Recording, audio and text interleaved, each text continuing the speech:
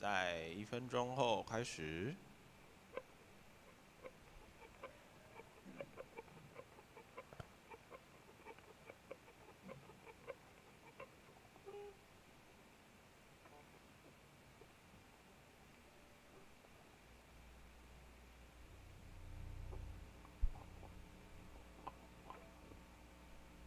兄姐妹平安，平安。上个礼拜天的早上，我们一起来向我们的神献上赞美。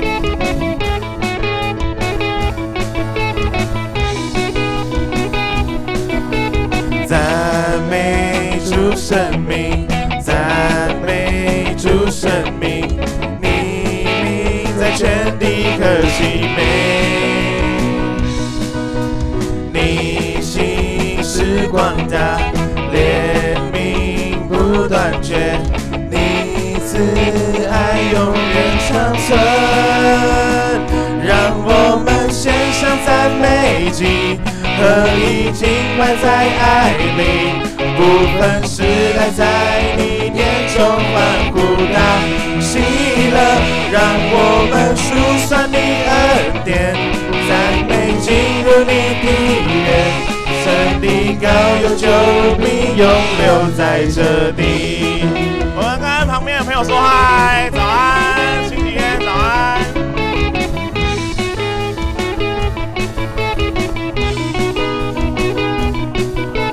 赞美主生命，赞美主生命，你名在全地可喜美。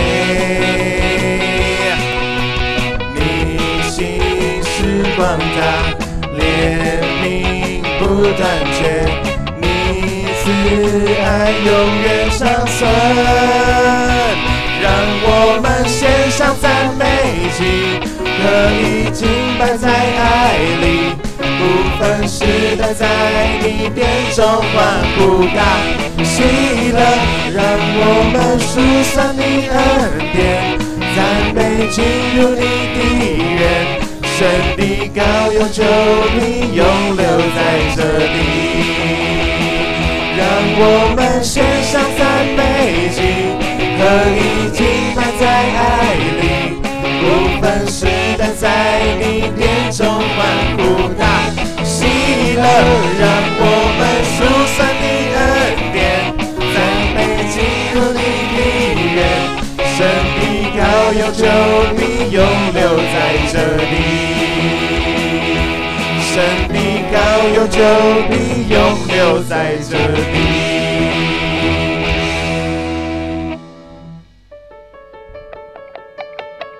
跳脱这世界的节奏，一切乌云抛在脑后，全心开口向你呼求，爱像狂浪席卷我。如今我已不再是我，神的字在我里面活。我要用力张开双手，伸向有你的天空。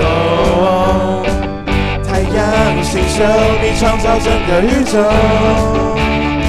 你却回头顾念我，说有就有，你话语绝不落空，还有更多。耶稣，所有语言都指向你，恩典拯救每个人的生命。我深知前方道路总有你带领。耶稣，所有见证都指向你，宣告的是盼望永不止息。我决定一生跟随你到底。如今我已不再是我，神儿子在我里面活。我要用力张开双手，伸向有你的天空。太阳星宿，你创造整个宇宙，你却回头顾念我，说有就有，你话语绝不落空，还有更多。耶稣，所有语言都指向你，恩典拯救每个人的生命。我深知前方道路总有你带领。耶稣，所有见证都指向你，宣告的神盼望永不止息。我决定一生跟随你到底。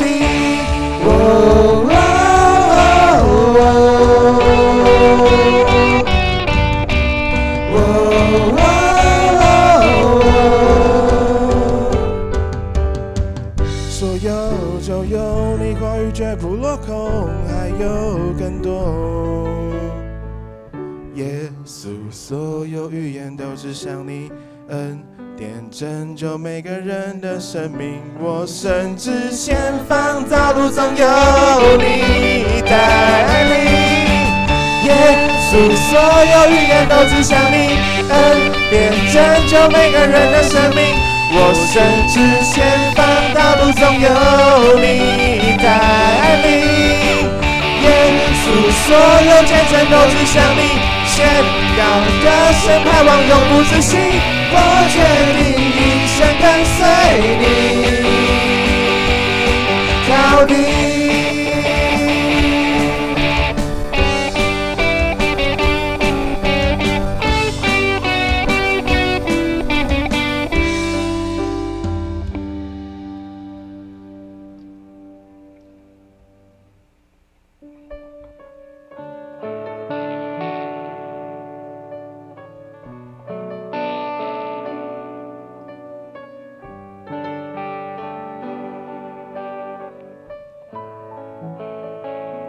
荣美的救主，我仰望里面，你圣洁真光充满我生命，我找到自己，在你救恩计划里，我愿用我全心，用我全力来荣耀你。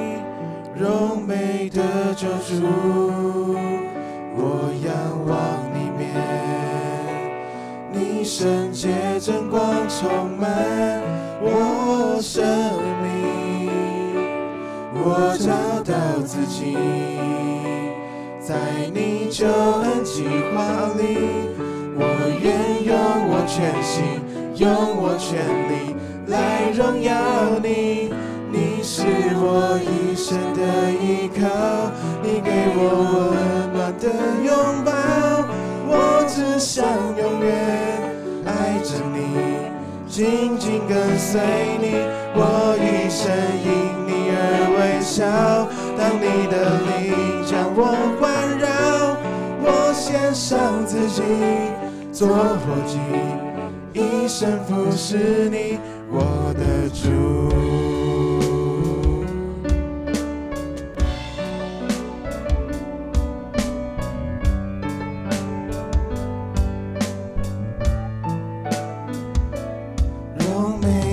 救主，我仰望你面，你圣洁真光充满我生命，我找到自己，在你救恩计划里，我愿用我全心，用我全力来荣耀你。你是我一生的依靠，你给我温暖的拥抱，我只想永远爱着你，紧紧跟随你，我一生因你而微笑。当你的灵将我环绕，我献上自己做火祭，一生服侍你。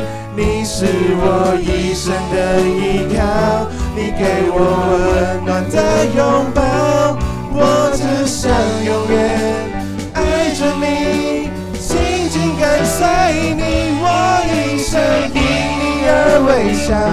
当你的灵将我环绕，我献上自己做火祭，一生服侍你，我的主。没有任何事物能改变我决定，我改变我的心。当你用爱触摸我空虚的生命，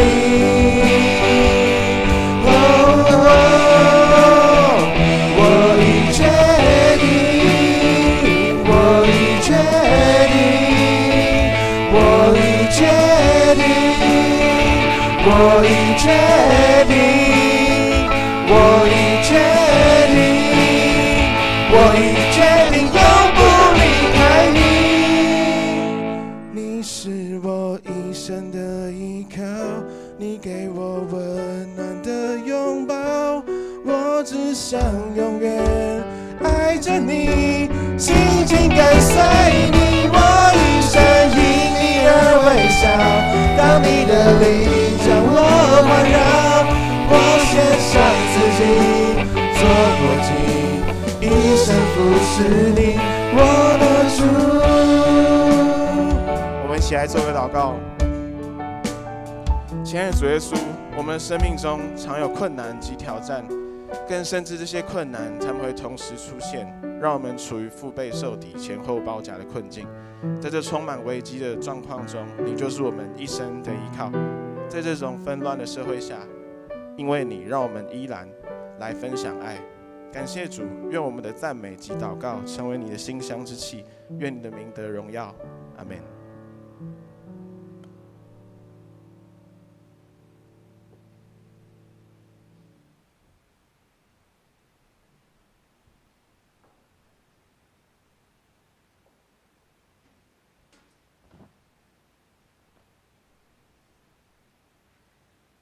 我们依然站着，我们来攻读新的诫命。你要尽心、尽性、尽意爱主你的上帝，这是诫命中的第一，且是最大的。其次也相仿，就是要爱人如己。这两条诫命是律法和先知一切道理的总纲。我赐给你们一条新命令，乃是叫你们彼此相爱。我怎样爱你们，你们也要怎样相爱。你们若有彼此相爱的心，众人因此就认出你们是我的门徒了。好，请坐。我们现在进行奉献。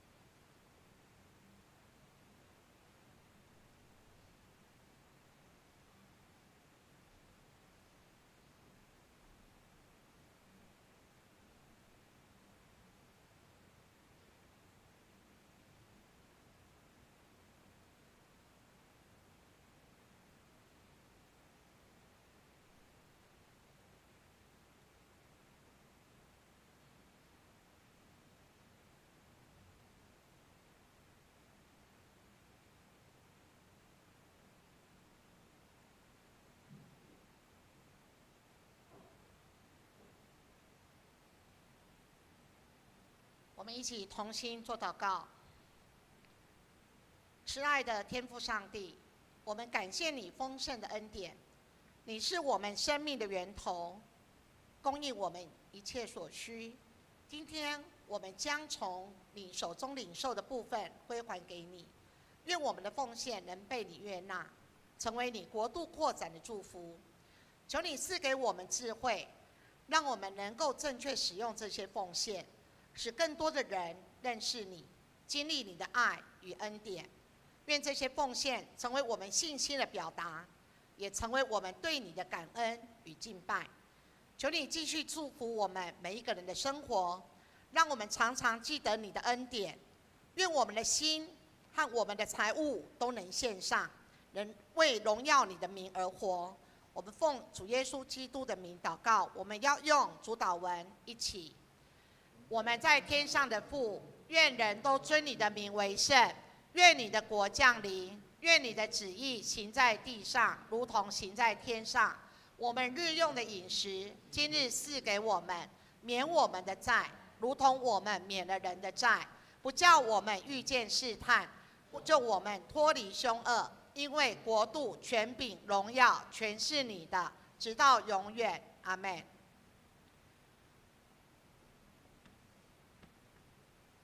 先来看周报里面，我们继续有公祷的事项哈，请我们在日常生活当中，我们继续为这些教会的肢体哈，为这个即将开学、明天社区的银发族啊，那为我们这个世界的这个中东紧张局势，继续在祷告中纪念这些事情。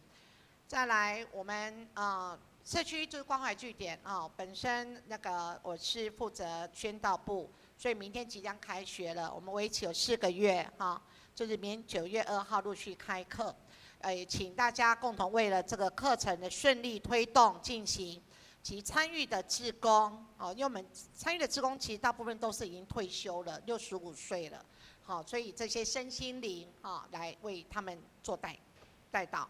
那9月15号的中越烤肉活动这个我们也有看这2个礼拜了。那已经到今天截止报名哈，那我们就是材料食材都很丰富所以到时候请大家一起来同乐大家一起共同度过这个中秋佳节。那教会奖学金已经开始接受申请，我们9月22号要颁发。那奖学金的发放办法呢，详细都在公布栏。那我们申请到9月15号。所以我们的青少年团契我们请记得要记得把你的成绩单记得要那个提交出来。那请各团契会长在那个9月22号前，我们要提交第4季10到12月服事班排班聚会主题给干事会诊，我们完成这个第4季的季表。好，奉献明信请大家来自己看。好，我们来攻读上帝的话。上帝的话记载在历代志下13章1到3节，13章到13节到18节。历代志下13章1到3节，13节到18节。好，我们一起来看上帝的话。约罗波安王18年，亚比亚登基做犹大王，在耶路撒冷做王3年。他母亲名叫米该亚，是基比亚人乌列的女儿。亚比亚常与约罗波安征战。有一次，亚比亚率领挑选的兵40万摆阵，都是勇敢的战士。约罗波安也挑选大能的勇士80万，对亚比亚摆阵。13节，约罗波安却在犹大王的后头设伏兵，这样以色列人在犹大王的前头，伏兵在犹大人的后头。犹大人因回头观看，见前后都有敌兵，就呼求耶和华，祭司也吹号。于是犹大人呐喊的时候，上帝就使约罗波安和以色列众人败在亚比亚与犹大人面前。以色列人在犹大人面前逃跑，上帝将他们交在犹大人手里。亚比亚和他的军兵大大杀戮以色列人，以色列人扑倒死亡的精兵有50万。那时以色列人被制服了，犹大人得胜，是因倚靠耶和华他们列祖的上帝。牧师今天要证道的题目是腹背受敌的宣教。我们把声交给牧师。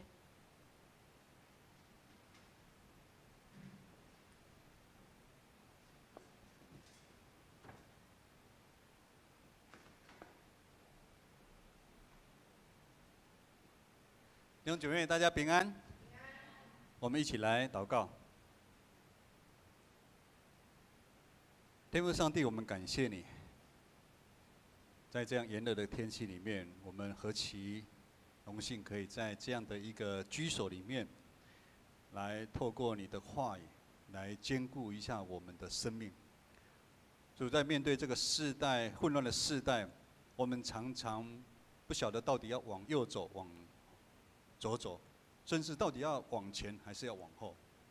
主，愿你的话语亲自成为那个光，亲自成为那个带领我们前面的那个道路，帮助我们在座每个弟兄姐妹，我们能够更明白我们未来的道路。祷告祈求奉靠耶稣的名，阿们。牧师问你一下哈，有人从出生到现在哈，都一帆风顺，也没有哭过也没有伤心过，也没有难过过了，请举手一下。孟聪一直笑，孟聪有没有？显然都有嘛哈。所以我们人的一生多少不可能都一帆风顺，在我们生命的过程当中，多少会有起有落，有开心的时候，有难过的时候。因为我们生命当中常充满了许多的无常，有许多的事情我们就是很小心、很谨慎、计划，甚至我们觉得我们很认真，我也很认真打拼的，但是事情的结果却不一定按照我们的计划来走。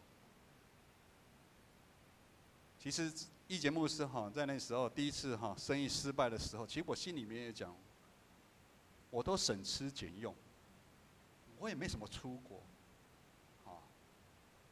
供应这个家，然后竟然那时候不认识上帝啊，怎么会让我碰到这个事情？其实，所以我们常常其实会有我又做错了什么？为什么他要这样对我？我们常常一定会有这样，为什么他要这样对我？生命其实很多时候我们就好像这样的天气。什么时候出太阳下雨，其实没有人知道。春夏秋冬，我们好像以为正常。生老病死，都不是我们可以决定的。我们慢慢觉得我们可以决定很少，尤其当我们年岁渐渐有了，在座可能有的很年轻。当我们慢慢有年纪的时候，今天早上有一个弟兄跟我说：“牧师，我有点更年期。”我说：“你几岁啊？”他59岁，他说他有更年期。我说：“更年期是男生更年期是什么？”那就是3更半夜起来之后就睡不着，然后会冒汗。我说，然后他最近也去看精神科。我说为什么要看精神科？他说这个是属于精神科，所以他现在在吃安眠药，可是吃了安眠药他就觉得很不舒服。当我们经历的岁月越多，我们的日子，我们走过的高山。走过的低谷，看世上发生的人事物，不一定在我们身上。我们看到现在政坛很热闹，有没有？最近的社会新闻很多，前阵子奥运的新闻也很多，这阵子的政坛，我们看很多的人事物的发生，我们渐渐会了解一件事情：其实人真的就很自私，你不觉得吗？贪婪、骄傲。但是你又会发觉，其实人真的很软弱嘞。人是很软弱的，对现在基督徒来讲，爱上帝是理所当然的，是不是？有人觉得不是吗？爱上帝是理所当然的啊。牧师以前在拜拜的时候，我觉得我敬拜我那个神明是理所当然的啊。我们会参与一切的宗教的活动，但是我们常常又受到外在，我们这外在的引诱，让我们无法控制我们内心的一个欲望。这样生命的状况就好像遇到了我们生命中的那个敌人啊。这个敌人前后包夹你，让你看不清楚前面的道路，你到底要往前走，往何走？你们可能玩那个电动很厉害，游戏很厉害，知道往前往后。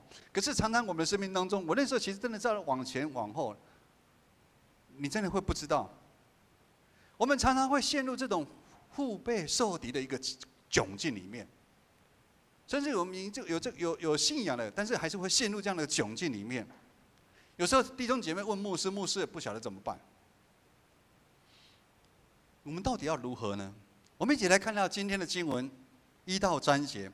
今天的1到3节，其实它是在叙述一个背景，很清楚的就是说，在耶罗波安18年的时候，亚比亚登基。这个时候以色列它已经分成南国北国，哦，那耶罗波安是北国哦。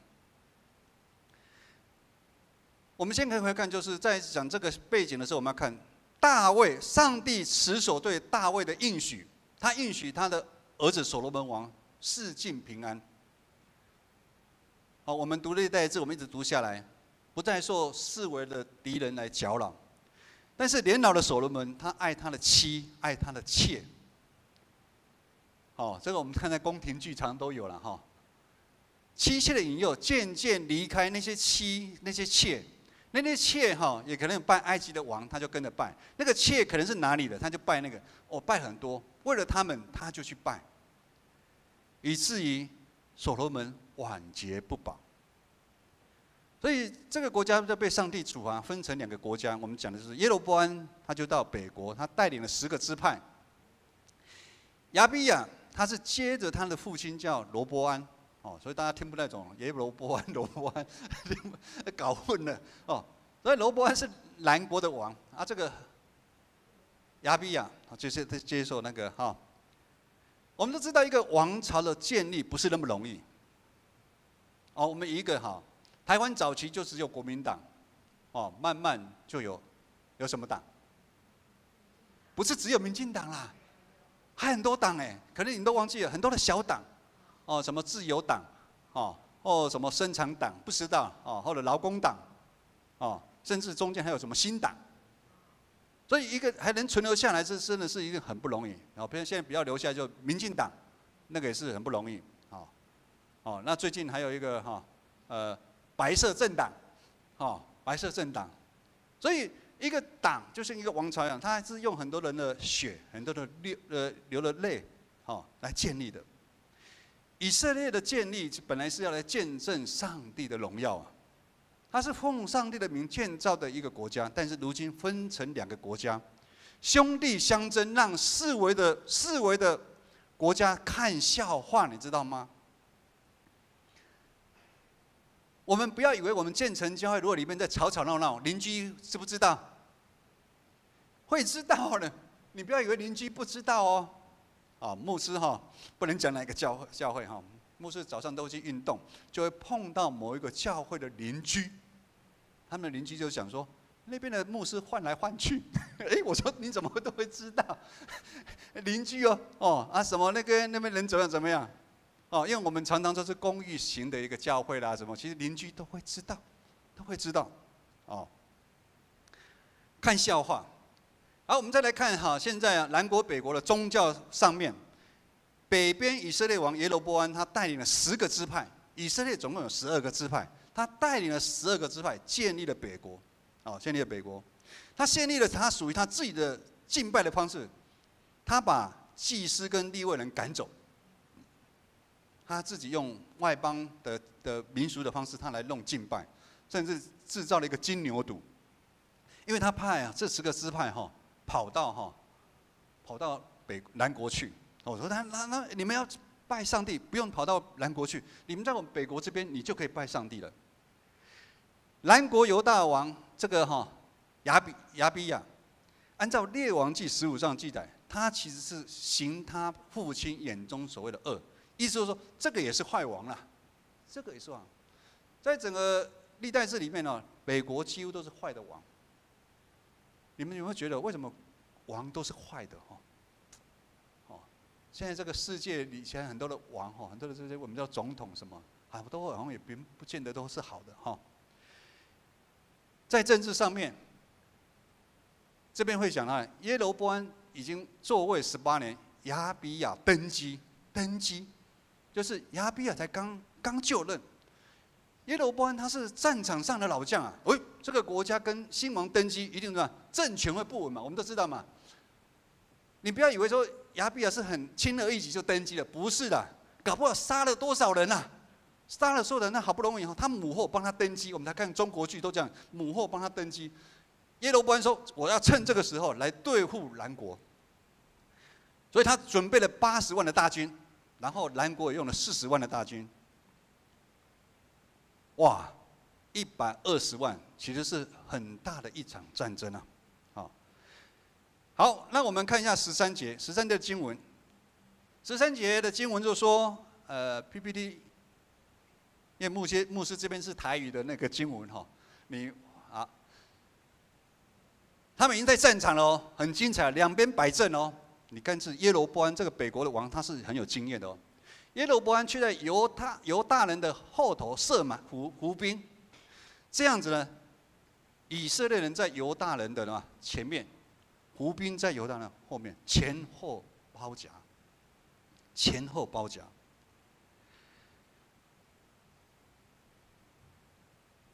犹大人40万要打赢80万本身就很难了，现在前后又有伏兵，按照正常来看，会不会赢？我觉得输的赢面很大，因为以前大概都是陆军的方式，输的赢面很大。牧师在讲，这样腹背受敌，前无路后无追兵，有时候是好像我们真实生活会遇到的一个困境。弟兄姐妹，只要我们是人，我们一定多少会遇到这样攻击的敌人，可能是来自我们生活当中种种很多的事情跟东西。我们说当学生最幸福，对不对？认为学生毕业的哈，学生不要急啊，毕业的人哈，你们觉得当学生最幸福的举手？哦，你看大家都蛮认为当学生，这边不认为哦。你们是在想还是不认为？佩仪，你都没有反应。佩仪，你觉得当学生幸福还是你觉得你先哪个？你当学生幸不幸福？我们一般都觉得学生无忧无虑嘛，你也不用去想什么，你就去上学嘛。但是学生真的无忧无虑吗？不见得嘞。课业的压力。来自同侪，他们那个有时会攻击，会冷眼看待，会结党。工作上面又有一些经济的压力，家庭感情，甚至教会的服事，以及身体病痛啊。就像刚刚我讲这个弟兄，59岁，他都目视我更年期啊。我马上很震惊跟他讲话，因为很多人一直要跟我讲哈。刚刚礼拜完，了解他这个很困扰他，牧师很困扰我，而且我现在开始吃安眠药，其实白天都会觉得昏昏沉沉的。甚至牧师常常打电话去问候我们那些在居家的长辈，一打过去，他们知道是牧师，马上嗨。我他们不知道是跟牧师撒娇还是怎么样，就是我说有平安吗？牧师没平安呐，为什么？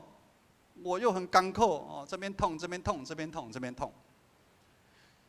这边很多生命当中的敌人一直在随时对我们产生的影响，造成我们很多精神的压力。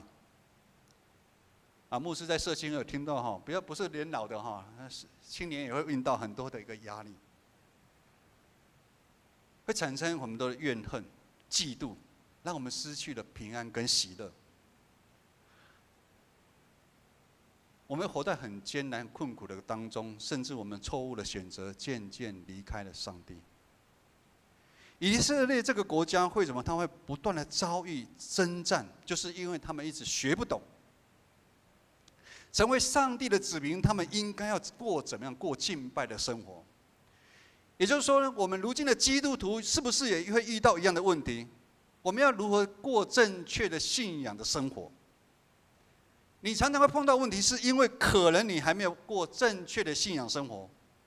我们看到上帝恩待大卫，给所罗门有很好的应许，他国境平安，很长的时间哦，国势很鼎盛。我们看到所罗门的智慧是列国最强的，很多人都进贡。那天我们查经祷告会哈，思梅牧师讲的话，那个示巴的女王不是来看所罗门吗？她带的那个什么120舍克拉，你们知道那个黄金等于现在有多少吗？好像400吨还多少哎，哇，很多的黄金哎，所以你看所罗门就用那些黄金来打造钢琴，打造。你有没有想到，我们这些全部都用黄金打造的就好了哈？你看，可是当他到晚年的时候，他敬拜偶像，上帝就兴起其他的地方，兴起其他的列国来攻击他。我们来看14节，14到17，14到17其实是一段很精彩。当前面有以色列，后面有伏兵的时候，他们要怎么样来面对这样一个紧张的状况？弟兄姐妹，牧师不晓得你现在有没有碰到类似这样的生命的一个困境？你要怎么样面对？我们来看这一段，我们可以来学习。好，我们一起来读14节开始。犹大人回头观看，见前后都有敌兵，就呼求耶和华。祭司也吹号，于是犹大人呐喊。犹大人呐喊的时候，神就使耶罗波安和以色列众人败在亚比亚与犹大人面前。16节，以色列人在犹大人面前逃跑，神将他们交在犹大人手里。17节，亚比亚和他的精兵大大杀戮以色列人，以色列人扑倒死亡的精兵有50万。当问题来的时候，我们常常习惯用人的眼光来看事情，是不是？现在政坛有发生很大的事情，对不对？最近，听说昨天很多的小草就在那个检查那个外面。我们要观看这个事情，我们不要用人的眼光去看。牧师没有在评断这个，因为真正怎么样，我们要等到司法那个我们常常会用人眼光啊，他一定是怎么样啊，他一定是没罪，你们误会他了，还是他一定是怎么样该怎么样？用人的眼光来看，80万对40万，谁会赢？这个是一个数学的问题，80一定是大于40嘛，这是一个数学的问题。这个北国的耶罗波安这个王，他也一定这样想嘛，他完全靠自己的力量在计谋，在计算。弟兄姐妹，我们常常是不是这样？用我们人的眼光来看这个问题，没办法了，没办法。但是以上帝的角度来看是不一样，这是一个真假神明的征战。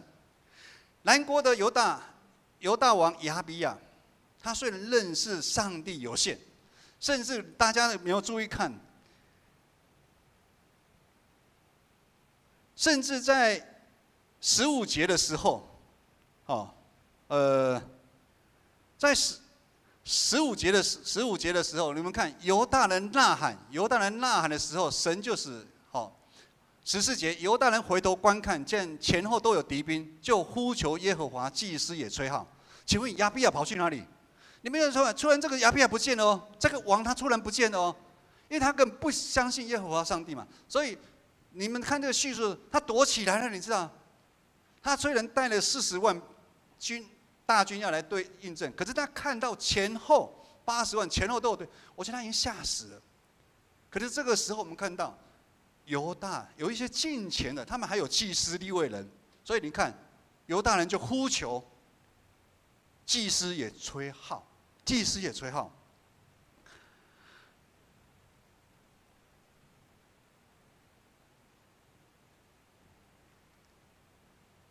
这是一个真假神明，在上帝来讲，这个南国犹大王他亚比亚虽然认识上帝有限，但是整个国家他们还是一个维持敬拜上帝的一个宗教。相对于北国，他们是用什么代替上帝？他们是用金牛犊啊。14节，当腹背受敌的危险时，我们看到犹大人他们做出了选择，什么？倚靠上帝啊！因为他知道这是一个属灵征战，弟兄姐妹。当我们愿意来到教会，当我们愿意承认耶稣基督是我们主，我们一辈子都面对的问题都是一个属灵征战。上帝的子民犹大人，他们大声呼求上帝，祭司也同时吹号。吹号代表了什么？吹号代表他们要悔改，愿意上帝你来救我们。很久以前牧师有讲过一个例子啊，我在刚出信的时候，在一个十字路口，就在我前面有2台摩托车撞到，我不晓得大家还记得这个哈，因为还是很多人们。有一台摩托车就倒了，就晕倒了哦。另外一台摩托车的人站起来，他马上趴在地上，主啊，你救这个人，别让他死啊！我心里想，哇，这个是基督徒哎。他可以心里想，如果这个人死了，他就惨了嘞，他可能要抓去关了嘞，他的整个人生那个，因为我看他是他闯红灯嘞。哇！但不管这样，他对他的信仰，他大有信心啊。犹大人他们呼求上帝，祭司也吹号。弟兄姐妹，不知道你遇到人生危机、腹背受敌的困境的时候，你的反应是什么样？我们会回想一下，你的反应是什么样？一节牧师还没认识上帝之前，我和一般的人其实都是靠自己。靠自己的计划，靠自己的磨练。那时候初一15还是有在拜拜啊，像现在还农历7月29哈。后来撞得头破血流，也只能无奈的嘛，咬牙吞下去。这不就是一般人了吗？我能怎么样？都已经这样了，我能怎么样？也就是这样子。但是信了主以后，我们依靠上帝，我们开始走信心的道路啊。弟兄姐妹，上帝会为我们征战啊！我们开始会慢慢经历关关难过关关过啊。我们属灵的眼睛开始被打开，我们渐渐看到上帝给我们的应许啊。季红有来吗？季红，不是看到你睡觉的时候叫你哈。几年前，这个没在牧师讲章哈，因为牧师有感动。几年前，其实季红的妈妈，大家现在看到，季红妈妈眼睛都戴了一个黑眼罩嘛哈。结婚的时候，她因为肺腺引起的，大概是肺腺引起的脑部在脓肿，牧师那天也有去，很紧急，其实医生也不看好。其实我觉得，不管是季红跟或者他爸，我觉得听到医生讲的，其实都吓死了，而且也没办法相信。但是一直到现在，几年过了，他妈妈依靠上帝，上帝亲自为他来征战，在他们家行了很多的神迹奇事。他妈妈纵使在困难艰难当中，都还关心了弟兄姐妹。上个礼拜他妈妈去动手术之前，要入院哦，下午要去入院哦。早上还跟着郑梅姐去看我们一个老弟兄哈，那个是他所谓的老师，也90岁了，我在慈济医院住院，他知道这个消息，因为牧师前一天已经看过了。他知道这个消息，他就邀了郑梅姐说他要去看，要去关心他。弟兄姐妹，当我们依靠了上帝，我们开始走信心的道路，上帝就会亲自为我们征战，会帮助我们看到那个美好的一个应许。我们既然有上帝可以依靠的人，我们就不能过得好像没有上帝的人，你知道吗？当我们碰到问题的时候，我们不能成为好像无头苍蝇一样四处飞来飞去，我们要学习犹大人，他们呼求耶和华，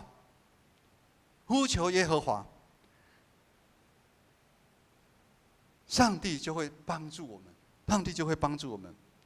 在呼求这个，我刚刚讲的祭司也吹号，这个也是一个要我们常常悔改，我们要常常在我们生命当中要来悔改。第15节到第17节，整个的战士的出现是峰回路转的一个改变。上帝亲自为以色列的犹大人征战。上帝说那一天死的人有50万。你们知道2次世界大战美军死多少人吗？听说差不多也50万。其实是一个很恐怖的一个战役。弟兄姐妹，当我们愿意将我们的问题带到上帝的面前，我们不依靠自己，上帝必为我们征战，除去我们一切的烦恼。最后一个经文，我们来看18节。那个时候，以色列人被制服了，犹大人得胜，是因为倚靠耶和华，他们列祖的神。40万有办法赢过80万的原因，当然是上帝替犹大人征战。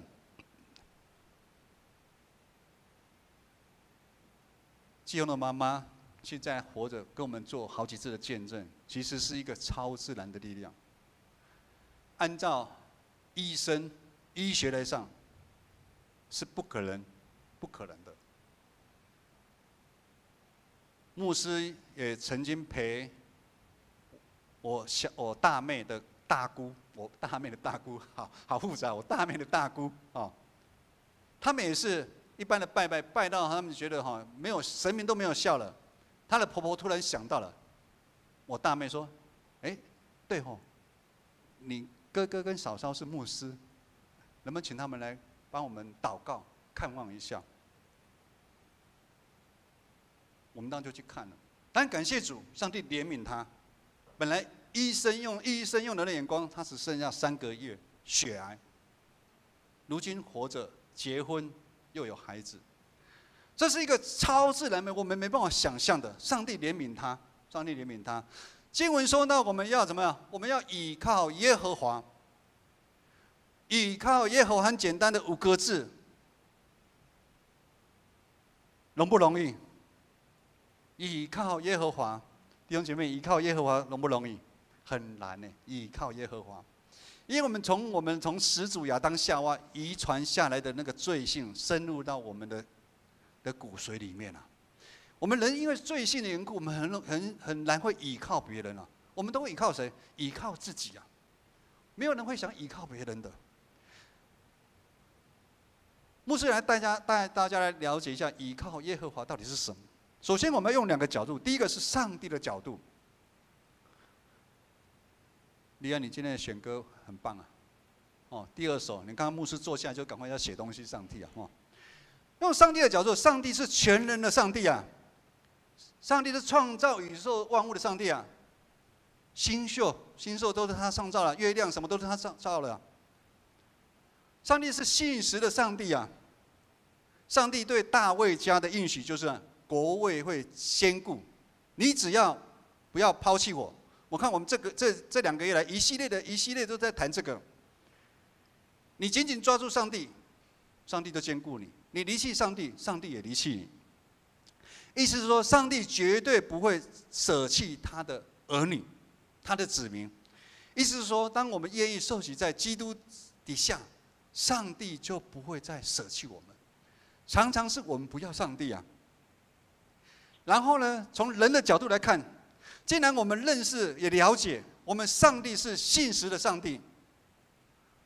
我想对伊利姐来讲，她觉得上帝是信实的上帝，她很坚持上帝是信实的上帝。我想伊利姐不会说可以预测到2、3年后她还站立着。如果我们知道上帝是信实的上帝，我们要怎么做？我们要学习耶稣基督。耶稣他信靠上帝，什么？走十字架的道路。如果不是耶稣信靠上帝走十字架道路，我们就没办法来认识上帝，因为他救赎了世上所有人，你只要耶，你都有机会。所以耶稣顺服上帝，成为我们信靠上帝人的典范跟那个盼望啊。信靠是什么？大家都牧师，这个信靠很简单啦。好，来，信靠是什么？问一下。坐前面的，佳佳。信靠是什么？很简单的，靠过去也是嘛，哈，靠过去嘛，很难吗？信靠会很难吗？好，我看到博彦跟他孩子，其实我们幼小的孩子可勤呐我们这个小的孩子，大家都很会信靠。等到我们长大之后，我们不太会信靠了。如果你把可勤抱在这边，可勤跳，他又跳了，会不会跳？不好意思来示范了哈。你如果博彦在这边叫可晴跳，可晴就因为他爸爸他一定会跳啊。可是当我们年纪越来越大的时候，我们社会经历越来越多的时候，我们不会跳。所以我们首先要怎么样？要学习什么？放手。我们要离开原来我们所倚靠的东西啊。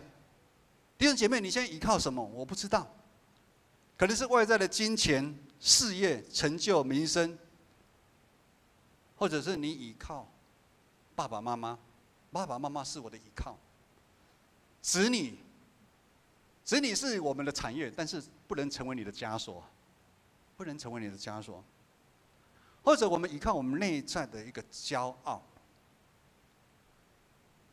我们不但要放手离开之后，我们还要转向上帝啊！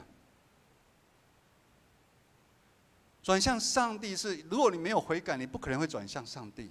我们要悔改转向，然后我们完全的交托信赖上帝，就像我们的幼小的孩子一样，他那么单纯，他那么信赖我们。弟兄姐妹，我们要相信上帝的主权，相信上帝为我们未来所安排的。这个是需要在我们信仰团体里面不断的操练啊。为什么要有信仰团体的生活？因为信仰团体的生活，我们常常在我们里面经历很多的神迹奇事的弟兄姐妹，有吗？牧师上个礼拜去景美教会讲道，我也问他们，他们人也不少。你们信那么久，有没有碰到什么神迹奇事？没有嘞，都没有人碰到神迹奇事嘞。有啊，只是我们不知道。弟兄姐妹，我们现在能活着，真的就是神迹奇事的。你不要等一下某一个人跟你打招呼，倒杯咖啡给你，就是理所当然的。我觉得不是，我觉得不是。我们要相信上帝，在信仰团体里面一直操练我们，不管未来我们的生命的处境是好是坏，刮风下雨，甚至我们常常觉得上帝你怎么都没有听我的祷告？上帝啊，你没有听我的祷告。我常常碰到弟兄姐妹跟我反映的是，上帝都不听我的祷告。但是我们有没有办法做到急后不然？什么叫急后不然？就是上帝你不听我的祷告，我依然要坚定的依靠你。我们有没有办法信仰？有没有办法做到这个？弟兄姐妹，如果你信仰没办法跨越这一步的话，其实你生命当中还是会常常有很多的敌人要面对。今天的牧师的主题叫做腹背受敌的宣教。其实前面讲了那么多，牧师要来讲宣教。不知大家对宣教的印象是什么？来，宣教是什么？那个我们金卫长老宣道部了，所以他做的都是宣教。还有没有什么？我们圣歌队9月28号、29号，我们要去偏乡新竹新丰教会服事。我们也要去诗歌，然后弟兄姐妹做见证。早期建成有做那个周末儿童营，现在很多偏乡有做那个课辅班，清寒课辅班等等。这可能都是宣教。但是你们知道吗？宣教的过程什么最重要？宣教。好，问一下好了，等一下有讲了。那个婉柔，宣教过程当中什么最重要？一个字。你说人是不是？对，没错。人宣教的过程当中，其实是人最重要啦。牧师在读神学院的时候，有一个非洲来的外国宣教师，新约的老师，他这样教导：耶稣的命令是要什么？我们到地极传福音。他的地极跟我们的看法不完全那么一样。我们常常以为要到很多的地方去宣教，他的地极，他说地极就是你的邻居啊，你的邻居啊，哇！我那时候吓一跳，地极就是你的邻居啊。如果地极就是邻居的，那我们每一个人相对在对于宣教这个事情就非常的重要，因为你所在的地方就是一个宣教的一个禾场。也意思就是说，我们如何每一个人都要活出依靠上帝，像耶稣的样式就非常的重要了。因为我们要在你所在的地方，你的邻居做见证。我们建成活在这边，我们要做见证，我们的邻居要相处得好。你知道吗？我们算不错哦。我们常常如果对面都会帮我们收包裹、收信件，那前阵子牧师的去牧师其实很少去参加现在已经很久参加其他的婚宴了。对面邻居牧师还去给他请，因为邻居嘛，刚好旁边周边的邻居全部都去给他请。那天去都是非基督徒的，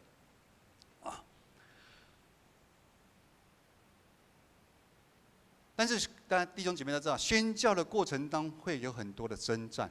其实宣教本身就会有征战。我们在使徒行传有看到保罗跟巴拿巴，他们因为某一件的事情，他们起了纷争，就分道扬镳。所以不管是团体或个人，当我们要为主做见证，大发我们的圣灵感动，哇，那个利安常常分享，他听他分享嘛，他坚信你之后，圣灵在他身上，他大发热心，大发热心。可是我们知道，当我们大发热心的时候，圣灵感动的时候，魔鬼也开始在做工的。魔鬼也开始做工了。8月14号到有6天的时间，有一批短宣队到牧师的故乡小金门去宣教。他们是一个才刚升完，从知会升堂会的一个教会。那边的牧师是牧师的马吉的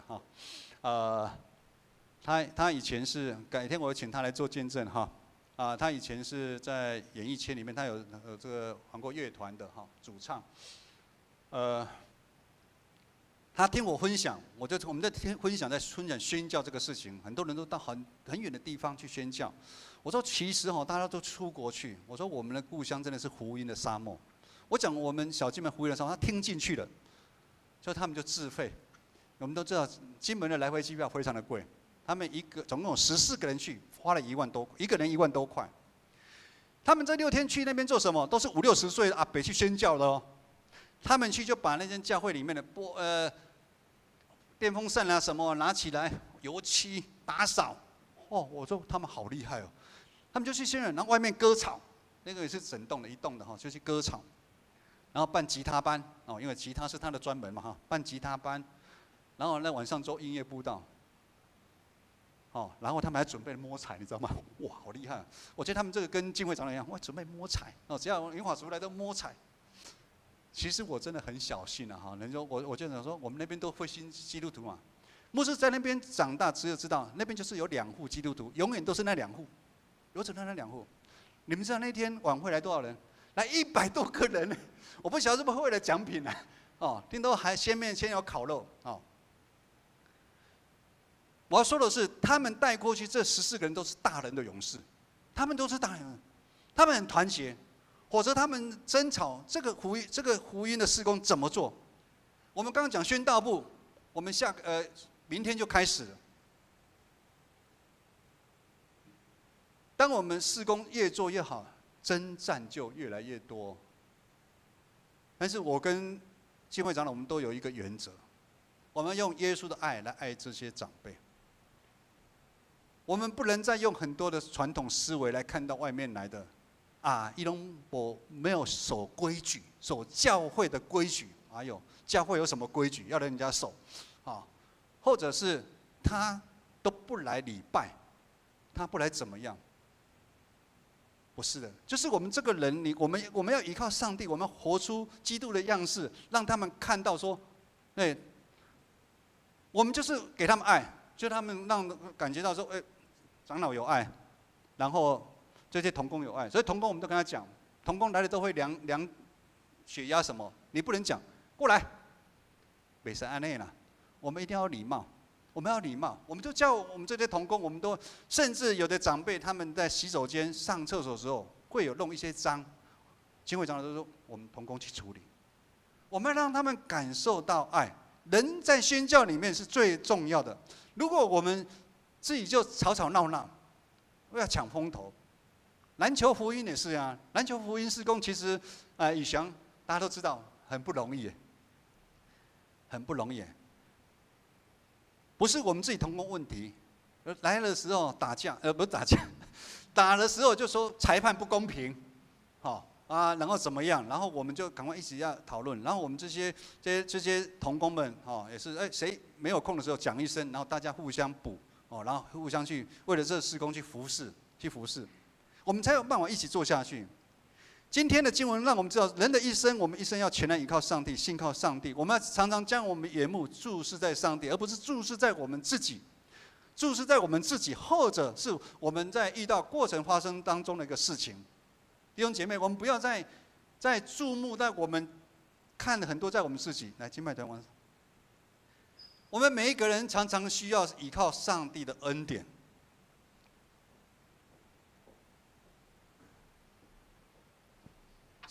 唯有上帝的恩典，才可以帮助我们经历他的爱。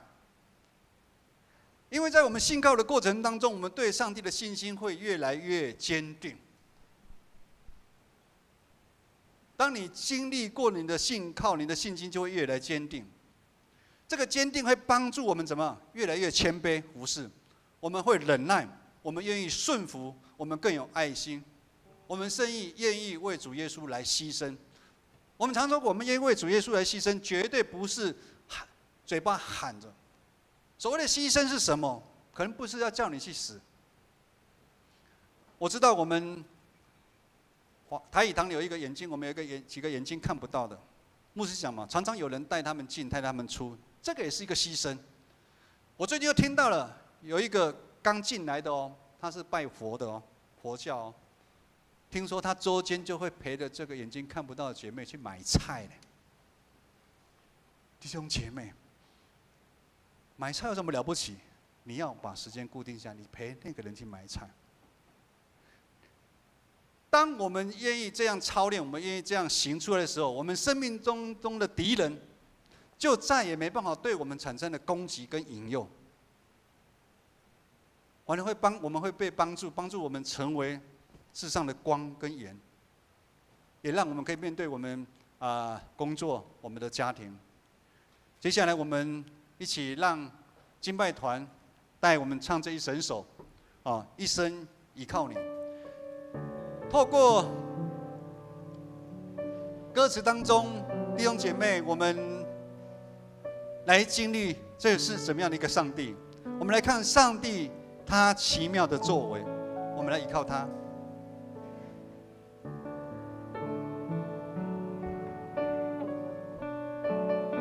那我们一起来唱这首回应诗。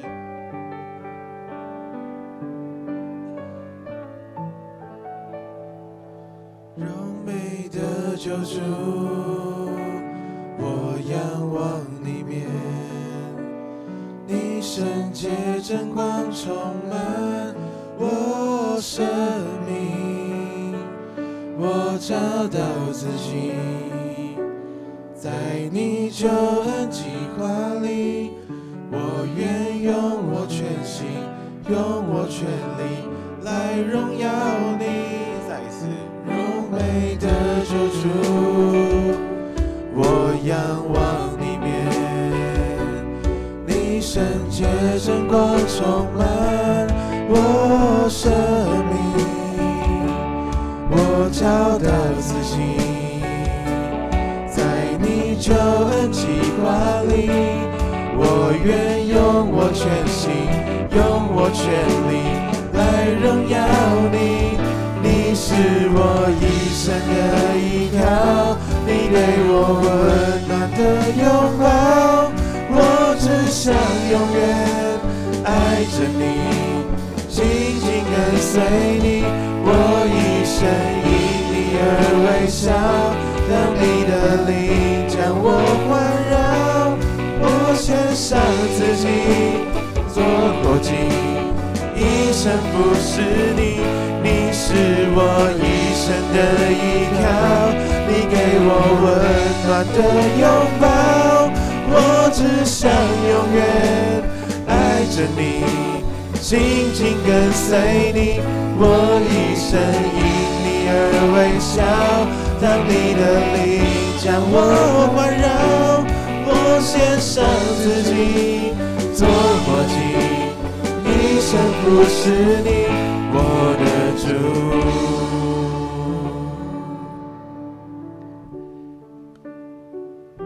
弟兄姐妹，牧师不晓得你现在在你的生命当中有怎么样的敌人围困着你，而这个问题已经困扰得非常非常的久。我们都知道，当我们学不会的功课，这个功课会一直出现在我们的生命当中。